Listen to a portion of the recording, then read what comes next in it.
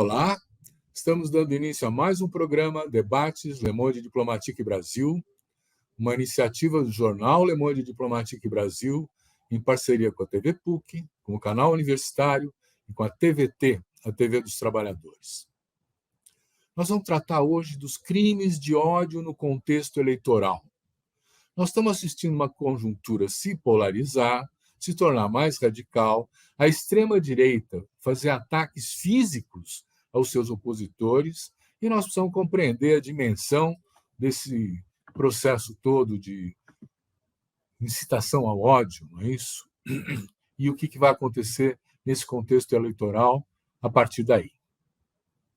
Para conversar sobre isso, nós convidamos uma pessoa que tem um profundo conhecimento dessa área. Eu quero apresentar para vocês a Cláudia Maria Dadico. A Cláudia Maria Dadico é juíza federal, ela é doutora em Ciências Criminais pela PUC do Rio Grande do Sul, é juíza federal desde 1996 na Justiça Federal de primeiro grau no estado de Santa Catarina, foi juíza diretora do Fórum de Seção Judiciária de Santa Catarina, é titular da 7ª Vara Federal de Florianópolis, conselheira da Associação Juízes pela Democracia e colunista do jornal Brasil de Fato. Cláudia, muito obrigado por estar com a gente. É um prazer poder contar com você no nosso programa e aproveitar da sua experiência, do seu conhecimento nessa área. Muito obrigado. Eu é que agradeço muito ao convite, né? O prazer de estar aqui nessa tarde com o Silvio e, né, fazer de imediato já uma saudação a todos os nossos telenautas, ouvintes, os que nos ouvirão aí enquanto essa live estiver repercutindo aí nas redes. Muito bom. Cláudia, vamos começar a nossa conversa por uma conceituação, né? O que é um crime de ódio? Porque isso é o ponto de partida. Como é que a gente entende isso? Exato, é excelente essa sua pergunta, porque esse é o ponto de partida e talvez seja o ponto de partida mais complexo, né? Aparentemente parece uma coisa muito intuitiva, muito simples, mas ela traz várias complexidades. Um crime de ódio, ele exige que, num primeiro momento, a gente entenda de que ódio nós estamos falando.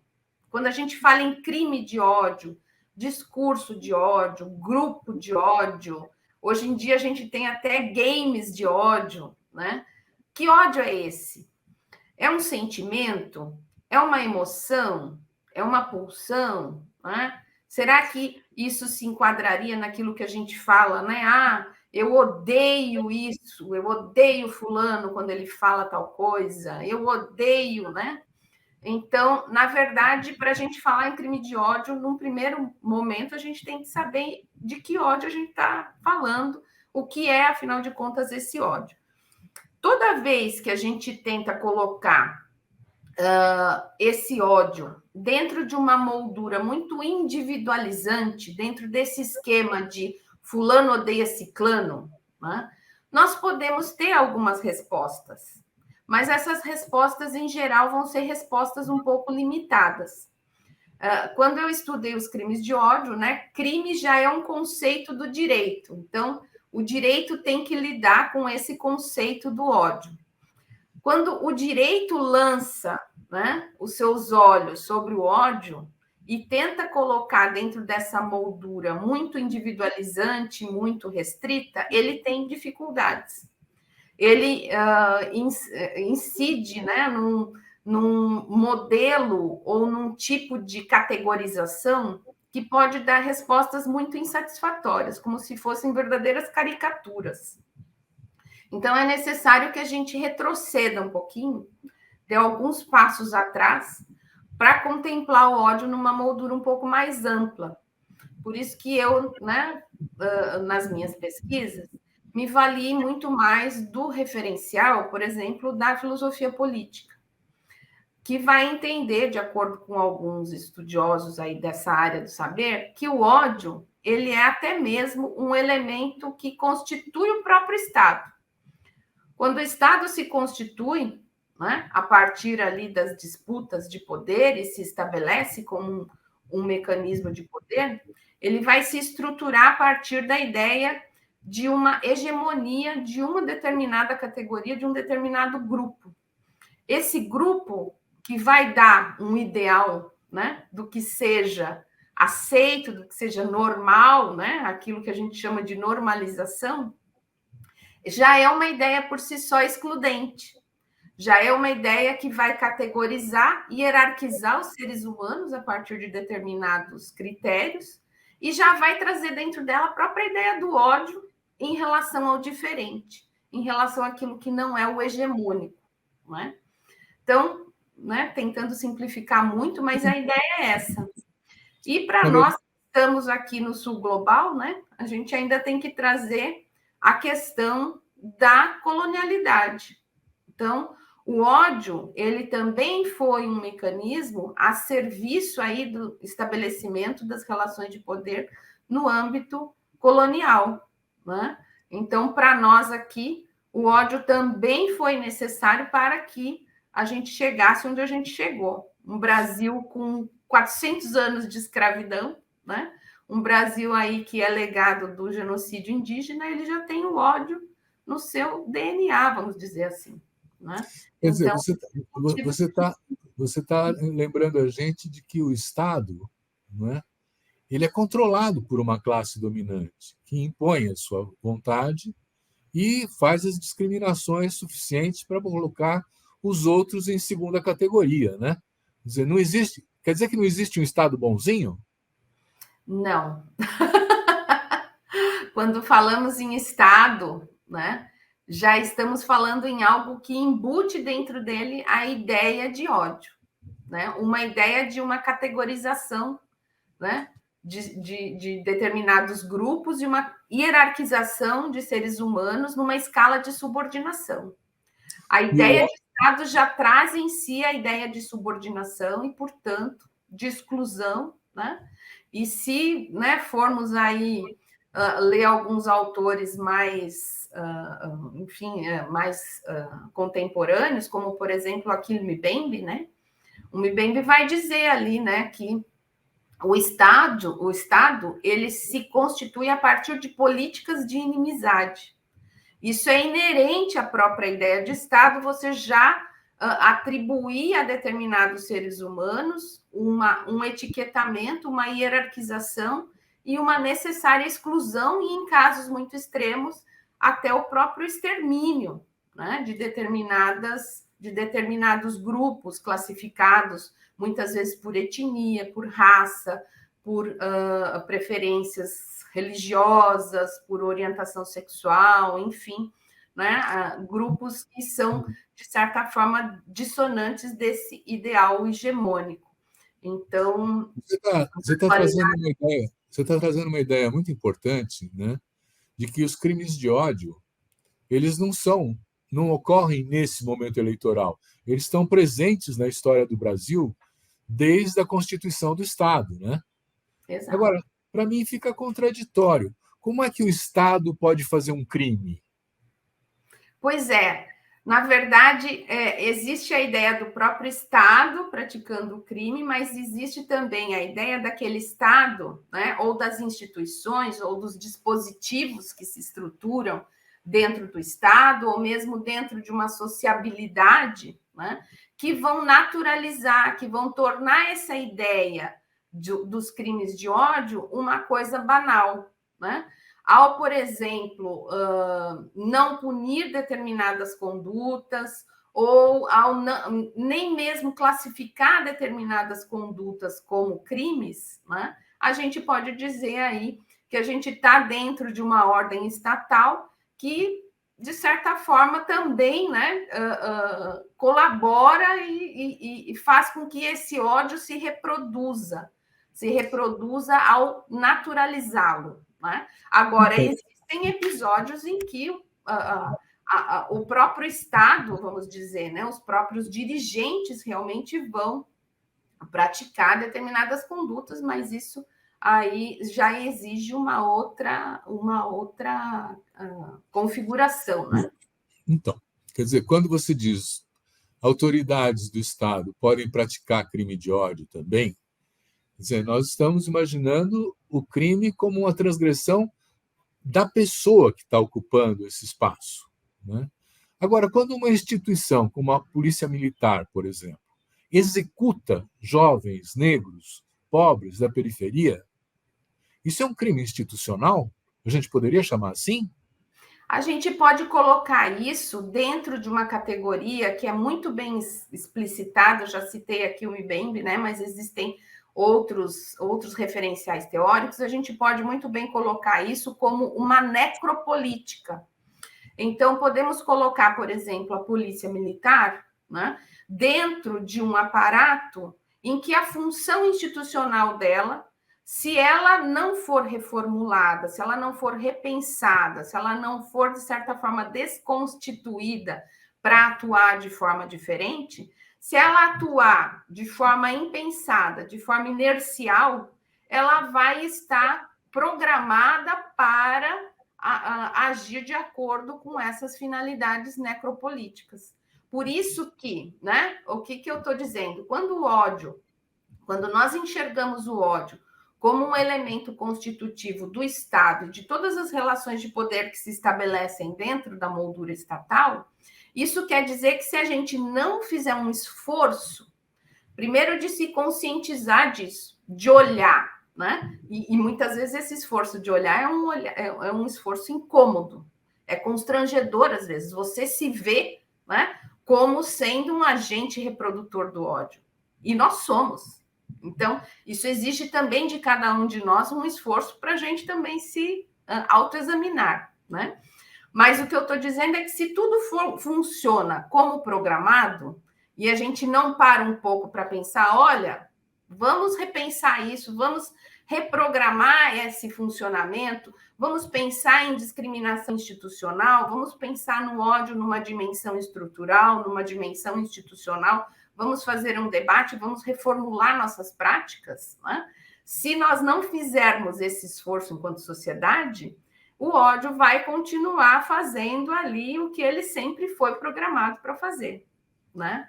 Nós temos aí episódios que muitas vezes tornam isso muito visível ao longo da história. Então, a gente, né, vê, por exemplo, os grandes genocídios, né? Entre os quais aí o Holocausto na Segunda Guerra Mundial, mas inúmeras guerras, né? As guerras de colonização, que foram todas travadas ali, por exemplo, né, no continente latino-americano, ou no continente africano, ou no continente asiático, enfim, né? São manifestações de ódio, né? São manifestações de ódio ao diferente, de ódio por critérios, enfim, né, que se focam num ideal estereotipado de seres humanos e nessa ideia contrária, né, à ideia de dignidade humana como inerente a todos os seres humanos, né? O ódio, quando ele opera sempre na base da desumanização. Então, quando a gente fala, por exemplo, né, que uma instituição como a Polícia Militar está praticando crimes de ódio, né, seria no sentido de que determinados grupos sociais classificados, vamos colocar assim, entre muitas aspas, né, porque isso é a partir de um modelo teórico que se coloca a partir de um ideal hegemônico, né? Ela vai estar programada para entender que determinados grupos humanos possuem dignidade humana, são seres humanos e outros não. E é isso que a gente está assistindo, né? Então, enquanto não houver uma profunda reflexão e uma profunda desconstrução de determinados modelos, né, é isso que as instituições vão continuar fazendo com o beneplácito, muitas vezes, das instituições do sistema de justiça, né? É isso que eu ia tocar agora com você. Por que a justiça aceita esse tipo de discriminação? Pois é, veja só, né? No caso, por exemplo, aí das operações policiais no âmbito da pandemia, houve uma ordem expressa do Supremo Tribunal Federal no sentido de se deter esse tipo de prática. Só se admitir, né, a realização das ditas operações em casos excepcionais, né? O que se fez foi operar dentro desse conceito de excepcional. Então, tudo era excepcional, de certa forma, se operou um vazio de significado. A excepcionalidade ficou vazia de significado para, né, permitir que essas operações fossem multiplicadas, mesmo apesar dessa ordem do Supremo Tribunal Federal. Né? A ponto de algumas autoridades até chegarem a ridicularizar determinados termos utilizados ali pelo ministro Edson Fachin, quando ele determinou que essas operações não ocorressem, né, na pandemia. Então, o que se verifica às vezes é que dentro do sistema de justiça nós vamos ter também disputas, né? E disputas, enfim, de vários grupos ali que vão, de certa forma, reproduzir as disputas que a gente verifica na própria sociedade ou no âmbito das próprias relações de poder que se estabelecem aí no Estado. A gente tem memória de alguns casos que são assim extremamente violentos, não é? Quer dizer, esse assassinato do Moa há algum tempo atrás, o da Marielle no Rio de Janeiro, que ainda não foi solucionado. Recentemente, aquele bolsonarista que foi à festa de aniversário do petista e matou ele a tiros. Né? Esse tipo de crime de ódio, o que motiva o atacante, aquele que ataca, a se mobilizar, a matar o outro? Pois é. Bom, então a gente já falou sobre esse ódio, né? Que se a gente não para pensar, ele continua operando, ele continua com a sua dinâmica. Isso também vai acontecer em relação aos grupos em disputa política. Né? Quando o que está em jogo é a possibilidade do exercício do poder político, essas relações de ódio, elas se apresentam e muitas vezes elas se acirram, porque o crime de ódio ele tem um componente que faz com que ele seja diferente dos demais crimes, né? Que ele é tido como um tipo de crime, é como se fosse um crime portador de uma mensagem. Então, esse crime, quando praticado, ele não tem uma única vítima.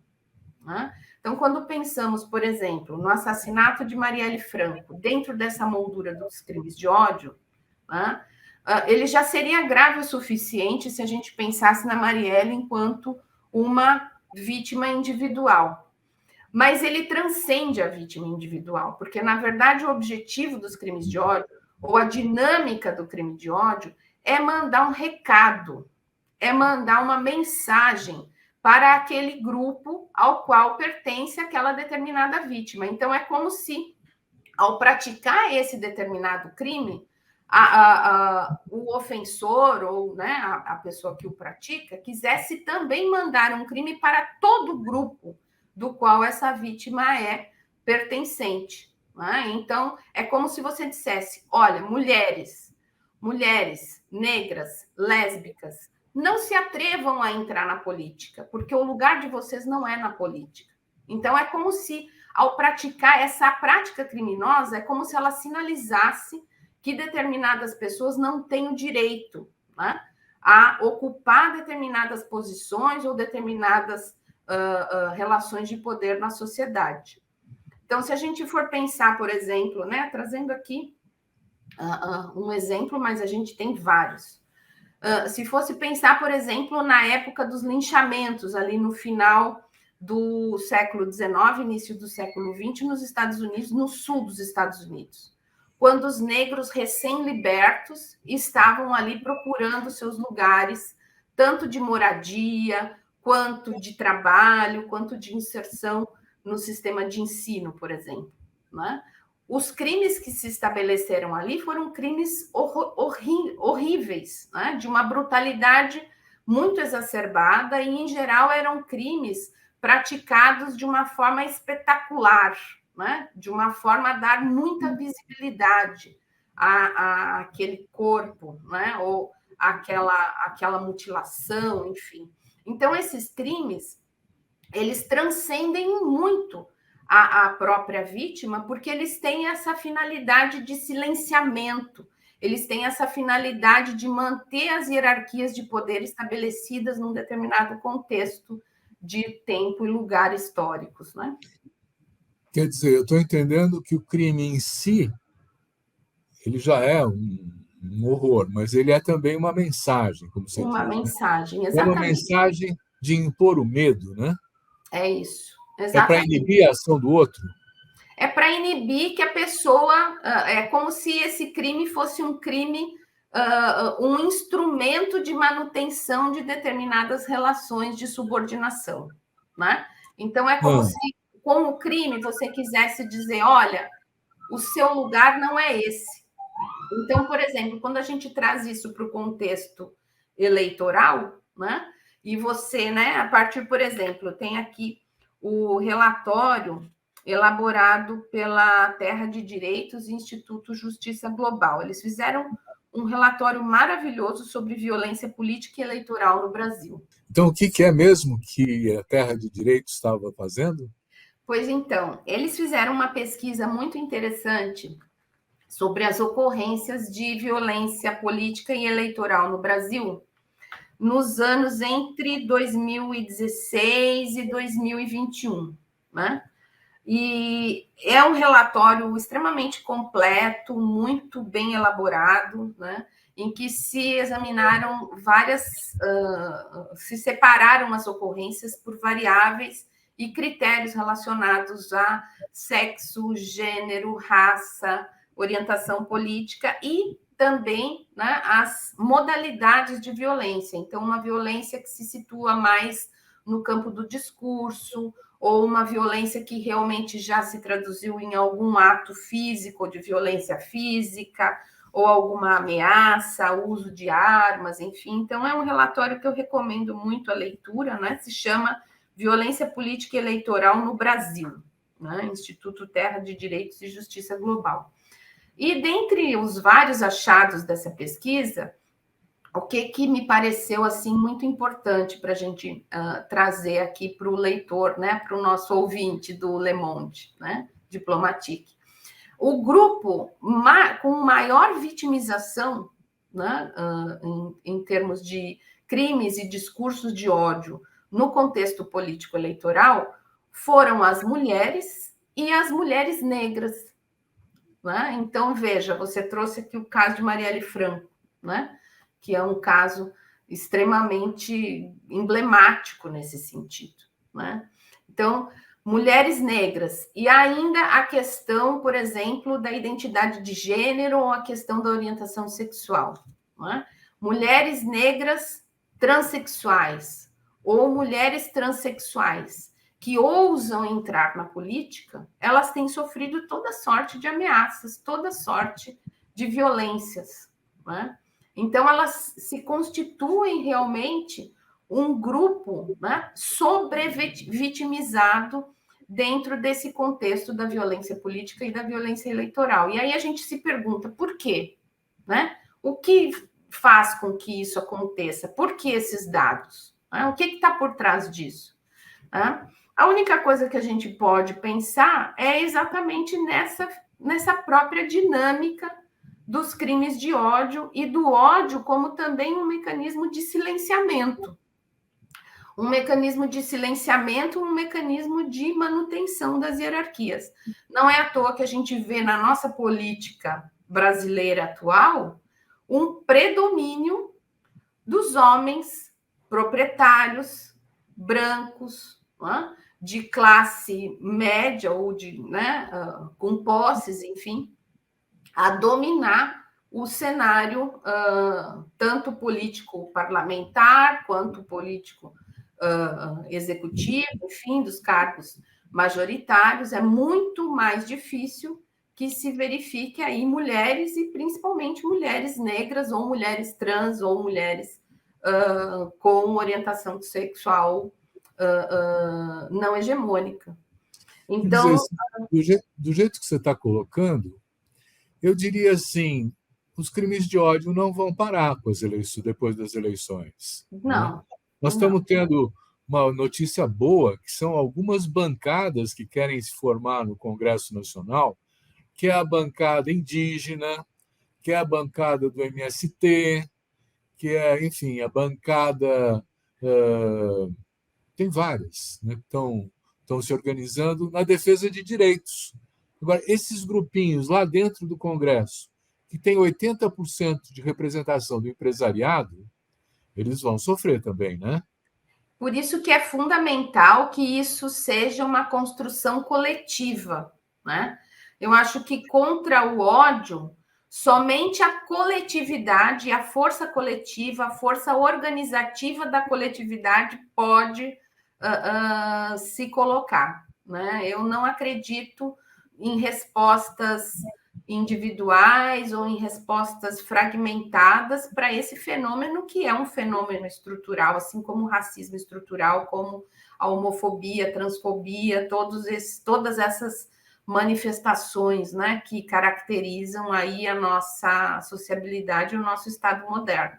Então, eu acredito que para se contrapor a isso, né, dentro do quadro institucional, é claro, né, aí é um quadro sempre limitado, né? Não há outra via que não a via da organização coletiva, dos movimentos sociais e de respostas que passem aí realmente por uma emancipação, né, desses grupos vulnerabilizados. Eu me lembro quando você fala da luta das mulheres norte-americanas pelo direito ao voto. Né? Exato. Elas saíram à rua, quebraram as vitrines das lojas, ficaram se manifestando para poder conquistar esse direito. Né? Exato. E aí a sua provocação me evoca que eu estou no estado de Santa Catarina, em que nós temos aqui na Assembleia Legislativa uma bancada antifeminista. Então, seria bem interessante de lembrar, né, para essas pessoas que se autodeclaram como antifeministas, que elas só estão ocupando aquele lugar, só estão ali recebendo votos, porque houve uma luta feminista, né, na história que permitiu, né, com que essas mulheres exercessem direitos em condição de igualdade. E ainda hoje vemos que não há condições de igualdade verdadeiramente, né? Olha, a Coalizão Negra por Direitos, a gente entrevistou um dos representantes dela aqui também, né? E ela pretende fazer o quilombo nos parlamentos, né? Eleger uma bancada de negros nos parlamentos estaduais, na Câmara Federal, para poder fazer a disputa lá dentro dos significados que tem, né? Dos discursos, das narrativas que são discriminatórias ou não. Então, de fato, nós vamos ter um acirramento do conflito, não é assim? Não é assim que você vê também? Sim, mas veja, o parlamento, né? Ele, vamos dizer que ele é o local apropriado, né? Os revolucionários aí que me perdoem, né? Eu também acredito na revolução, mas por enquanto é um pouco longínquo o nosso ideal, né? Mas ele é o ambiente onde o conflito deve efetivamente, claro, dentro do jogo democrático, né? Efetivamente se manifestar, né? Então, eu acho muito interessante essa ideia, né? Das bancadas negras, da ideia de fazer um aquilombamento, né? Dentro do Congresso, dentro dos parlamentos. É só assim, porque, na verdade, a gente está muito longe de, dentro das representações, a gente ter realmente uma representação que seja equitativa com a distribuição populacional, né? Aí com a proporção populacional das pessoas negras. Né? Se a gente realmente tivesse uma representatividade adequada, né?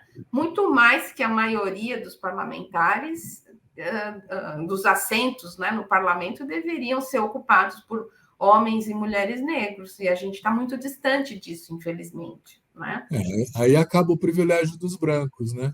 É exato, né? Eu Então, me lembro da formação do governo novo do Chile agora, em que o ministério chileno é composto pela maioria de mulheres, não é? sim, Né? exatamente. E com gente muito jovem, que também veio do movimento estudantil, que tem 30 e poucos, 40 anos, não é? Essa é uma Uhum, renovação que pode ajudar a enfrentar as discriminações. Aqui é, nós não temos isso, né? não temos, mas nós temos que lutar por isso, né? Eu acredito que estamos aí. Esse é um caminho, né? É um ponto do qual a gente não pode retornar. Nós temos que pensar efetivamente numa representatividade substancial, né? Tanto das pessoas negras, quanto, enfim, né, de todos esses grupos que estão aí à margem do poder por critérios aí muito discutíveis, né? Cláudia, eu vou colocar uma pergunta para você, que é uma dúvida minha também, né? Por exemplo, as discriminações, o racismo, né? Você colocar a mulher como uma pessoa de segunda categoria, como cidadão, né? Os próprios indígenas, discriminados também, né? Eles são o fundamento da construção da desigualdade, esses privilégios, essas discriminações, né? E sem as desigualdades, o nosso capitalismo não vai para frente, né? Então, eu fico pensando, a primeira pergunta seria assim, quer dizer, nós precisamos encarar que essa violência, esses crimes de ódio, eles são constitutivos do capitalismo e precisam ser enfrentados na dimensão de uma transformação do sistema, ou ele pode ser enfrentado de uma maneira mais pontual, de conjuntura, num contexto como o nosso, em que o capitalismo não está sendo questionado? Ah, e aí a sua pergunta da outra live. Bem, eu acredito que sim, né? Eu acredito que sim, porque o capitalismo ele traz, né, na sua própria estrutura a ideia de desigualdade e de manutenção da desigualdade, porque ele sempre vai operar em cima da ideia da exploração, né, e da oposição entre capital e trabalho, e sempre no sentido aí de colocar determinados grupos como despossuídos, né, dos meios de produção. Então, é inerente à ideia de capitalismo, a ideia de desigualdade, a ideia de discriminação. E agora, atualmente, né, quando a gente fala em capitalismo, a gente já está falando em neoliberalismo, né, que seria aquele capitalismo sem luvas, como diz o Rubens Casara, nosso parceiro aí da JD, né, em que nós temos uma exploração num nível, talvez, como jamais visto historicamente, né, num nível em que nós estamos chegando aí à completa exaustão dos recursos minerais, nós já estamos chegando naquele ponto de exploração da natureza em que talvez a gente não consiga mais reverter os danos ambientais, né? Nós estamos aí rumando para formas de produção ou de reprodução do capital que se concentram muito mais em formas financiarizadas, em formas altamente tecnológicas, que vão colocar grandes massas populacionais como pessoas dispensáveis, como pessoas descartáveis, que não são mais necessárias para essa forma de produção. E aí vai se estabelecer realmente, né, essa crise que nós já estamos vivenciando, né, a tendência é de ela se acirrar muito. E inerente a essa ideia, né, de exploração nesses moldes está a desigualdade, né? A desigualdade ela é realmente aí a chave, né, sobre a qual se estrutura essa forma de exploração de exploração econômica. Portanto, se pensar numa sociedade sem discriminação ou sem desigualdades, importa necessariamente em ser anticapitalista, em pensar de uma outra forma, em estabelecer um outro mundo, uma outra sociabilidade, uma outra forma de exploração aí das riquezas. Um outro mundo possível, né? Nem o Fórum Social Mundial pregava, né? Ainda prega. Exato. E que nós tivemos uma nova edição agora, né? Nesse ano, o Fórum Social Mundial teve uma nova edição agora em Porto Alegre, né? No final ali de abril, em que tudo isso foi discutido. Mas, Cláudia, então eu vou fazer uma provocação. Então, se nós não estamos conseguindo mudar o capitalismo, não tem o que fazer? Claro que tem, claro que tem.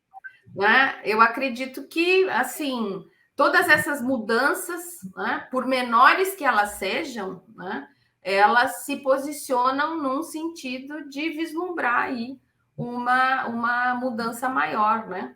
Não, se a gente se resigna e pensa, não tenho o que fazer, porque tudo é desse jeito mesmo, não tenho como lutar, aí a gente pode, né, estocar comida e ir para as montanhas, né? Eu acho que a ideia não é essa. Então, nós temos, né, instrumentos, nós temos vontade, nós temos braços e a luta está aí. Inclusive dentro das instituições, inclusive dentro do próprio direito, né? O direito também, né? Existem várias visões que vão colocar que o direito nada mais é do que a forma jurídica do capital, né? E são visões acertadas, mas a gente também pode disputar dentro do direito, e a gente também pode pensar num direito a serviço da emancipação humana, né? Eu acredito nisso, eu acredito nesse direito. Muito bom. Bom, então, num cenário desse, agora vamos entrar na questão eleitoral propriamente dita, né? Eu li, por exemplo, nos jornais anteontem que o Ministério da Fazenda está contratando 2 bilhões de mensagens MSN no celular para contar o sucesso do trabalho na economia desse governo. 2 bilhões, Cláudia, de mensagens para serem veiculadas agora, nesse período pré-eleitoral. Isso aí é a incitação ao ódio? Olha, na verdade, a legislação eleitoral, se ela for realmente cumprida, principalmente a legislação que regulamenta a propaganda eleitoral, ela proíbe disparos em massa. Proíbe disparos em massa, proíbe o financiamento privado de disparos em massa e, com muito mais razão, o uso de recurso público para disparos em massa com finalidade eleitoral, né? Então, Mas, isso tem que ser, né, muito bem examinado, porque a legislação eleitoral efetivamente proíbe esse tipo de prática, né? e você está acompanhando o Tribunal Superior Eleitoral, está tomando medidas para se precaver, para punir essas coisas? Eu acredito que nessa eleição, né, à vista aí do que se enfrentou em 2018, né, o Tribunal Superior Eleitoral já fez o seu acúmulo, né, já teve aí conversas com os grandes provedores, né, da rede mundial de computadores, com as grandes plataformas, enfim, né, já fez uma série de seminários e chamou especialistas, enfim, criou aí um mecanismo específico de denúncia para conteúdos de desinformação, né? Então, eu acredito assim, a gente já tem um pouco mais de instrumentos para lidar com essa situação, pensando assim do ponto de vista do TSE, né? Mas, né, na verdade, esse mundo ele é um mundo que se renova, né, muito rapidamente. E às vezes as instituições têm uma certa lentidão para acompanhar esse desenvolvimento ou a forma como os atos acontecem, né? Por isso é muito importante que o TSE dê respostas e dê respostas rápidas, né? A gente Ótimo. quer acreditar que dessa vez o TSE vai realmente suprir essas expectativas aí, né, da sociedade brasileira. Mas vamos observar. Nós estamos, né? Eu não sei se eu posso falar um pouquinho. Eu estou no Conselho Nacional da Associação Juízes para a Democracia, e a AJD, junto com mais outras 300 entidades, integraram aquilo que a gente está chamando de coalizão em defesa do sistema eleitoral, né? O que é essa coalizão? Nós estamos todos unidos e organizados em cima da ideia de uma defesa do sistema eletrônico de votação. E isso surgiu, e essa organização toda se colocou até de uma forma assim um pouco espontânea, né? Porque todos nós compartilhávamos aí do mesmo sentimento, um sentimento que foi despertado exatamente pelo presidente da República, né, e por seus auxiliares mais diretos, no sentido de se insistir nesse bombardeio, vamos dizer assim, de fake news e de inverdades e de um discurso de descrédito em cima das urnas eletrônicas e do sistema de apuração dos votos, né? Então, nós nos unimos nesse sentido para, de certa forma, ali prestar um apoio, né, da sociedade civil tida desarmada, vamos dizer assim, às instituições da justiça eleitoral com essa finalidade, né? A finalidade de que o cidadão brasileiro possa exercitar o seu direito fundamental, um direito humano ao voto, né? Num clima de paz, segurança e credibilidade, né? Então, nós estamos aí, a partir disso, desenvolvendo uma série de ações, né? Nós fomos recebidos pelo presidente Fachin ali no TSE. De fato, é uma boa notícia a existência dessa coalizão sem com tanto peso, né? O que ela tem feito?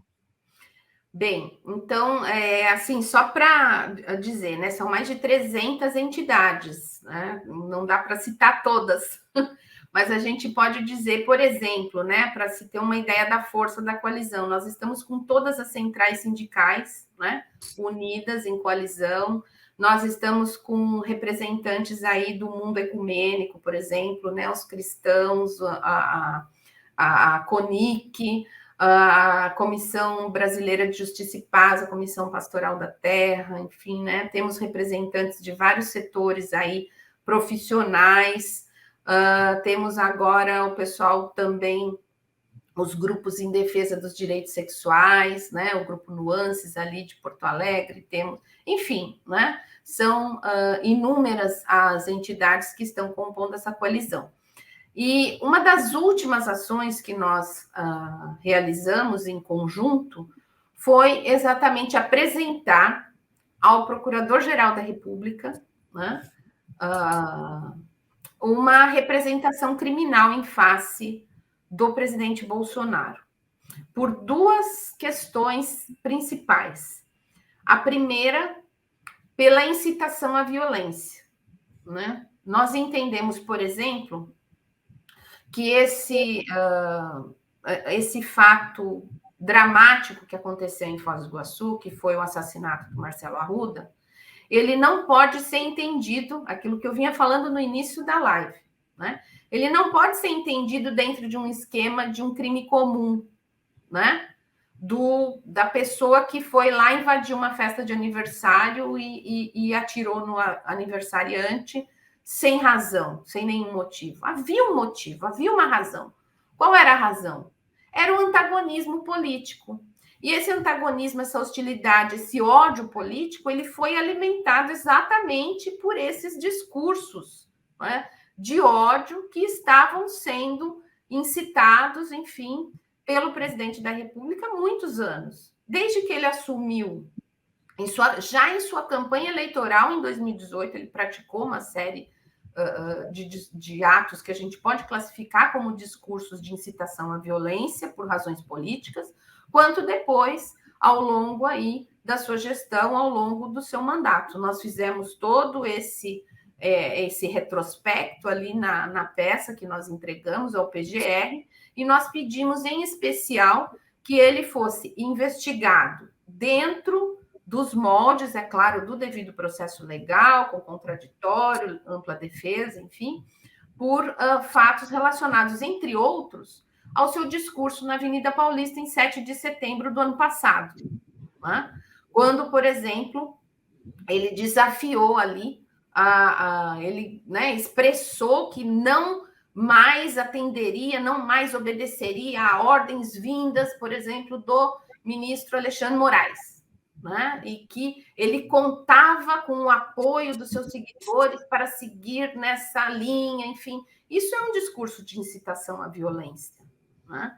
Porque, para se entender um discurso de incitação à violência, são vários os critérios, mas um dos critérios que é muito importante para se definir o que é e o que não é um discurso de incitação é a posição ocupada pelo emissor da mensagem, por aquele que está produzindo o discurso, né? Então, se ele ocupa a presidência da República, as palavras ditas, o discurso produzido por essa autoridade, ele tem que ter muito maior cautela, ele tem que ter muito mais cuidado, né, ao se dirigir aí, ao produzir mensagens públicas. E é tudo que a gente não verifica, né, nos discursos produzidos pelo Jair Bolsonaro.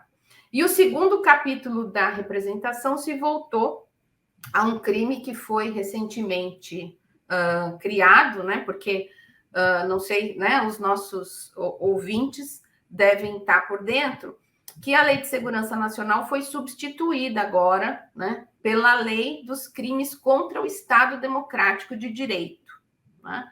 E essa lei, ela agora tipificou uma conduta que é o crime de atentado às instituições da justiça eleitoral, né? Então, quando Jair Bolsonaro reúne mais de 40 embaixadores para disseminar esse discurso de descrédito à justiça eleitoral, aos ministros do TSE, às urnas eletrônicas, ao sistema de apuração dos votos, né, ao sistema eletrônico de votação, nós entendemos que ali ele praticou esse crime, né, e que isso merece ser investigado e aprofundado pelo Procurador-Geral da República, que nós esperamos que faça, né, as atribuições que o seu cargo exige. Eu acho perfeito a postura, mas eu não espero nada desse Procurador-Geral da República, porque ele tem acumulado 190 e tantos pedidos de impeachment e não passa para frente. Quer dizer, o Bolsonaro colocou lá ele para trancar tudo e defender ele, a família e toda a arbitrariedade que existe, né? É uma lástima, né? Porque realmente assim existem ali inúmeras denúncias, inúmeros pedidos de investigação, né? Veja todo o trabalho, por exemplo, que foi feito e produzido pela CPI da pandemia, né? Isso. E tudo isso ali devidamente engavetado é uma lástima, né? Que pelo menos isso não siga adiante para ser, já que, né? Ele entendeu que todos aqueles elementos produzidos pela CPI foram insuficientes, ele que complemente, ele que faça, então, mais investigações, né? Mas não chegar aí a uma conclusão simplesmente pelo engavetamento ou pelo arquivamento. Ele faz isso, mas tem um lado também. Essa CPI da Covid foi amplamente divulgada, ela passou na televisão, né? Então houve uma espécie de denúncia formalizada por esse caminho que foi muito importante para a consciência dos cidadãos. Exato. Embora não tenha cumprido esse papel, né, de acionar a justiça para poder punir infrações, né? Exato, com certeza, né? E junto com o papel ali dos parlamentares que fizeram esse trabalho, também ali o trabalho da imprensa, né? Porque a imprensa também, de certa forma, auxiliou, né, a colocar tudo isso a público, a mostrar determinadas coisas que sem a CPI, talvez, né, o grande público não tivesse acesso. Mas tem uma questão, né, Silvio, se me permite, que é a seguinte: quando nós verificamos que as instituições de um determinado país não estão dando respostas suficientes, e quando, por exemplo, se está diante de fatos que a gente poderia até mesmo enquadrar como crimes contra a humanidade, como crimes esses que foram, que, né, se tem aí elementos, evidências, e se tem provas, e se tem indícios, né, de que foram realmente praticados, isso pode dar ensejo a acionar instâncias internacionais. É claro que as instâncias internacionais elas também vão ter respostas que são respostas limitadas, mas, né, de certa forma, expõe também o Brasil, né, a aí questionamentos internacionais, muitas vezes até as sanções internacionais, enfim, né? São outras fronteiras de luta, né? Outras fronteiras, porque aí, né, um dos pressupostos para se acessar essas instâncias internacionais é demonstrar que as instituições do Brasil, né, as instituições domésticas não estão dando respostas a contento, né? E isso parece ser realmente o caso que está se desenhando aqui no Brasil nos últimos anos, né? Cláudia, eu quero agradecer muito a sua contribuição para o nosso programa. Passou rápido, nós já estamos com 50 e tantos minutos de programa já ocorridos e temos que concluí-lo. Então, novamente, eu quero agradecer à juíza federal Cláudia Maria Dadico pela sua disposição em participar com a gente e esclarecer a todos nós, e agradecer também a você que nos assiste. Obrigado, semana que vem tem mais.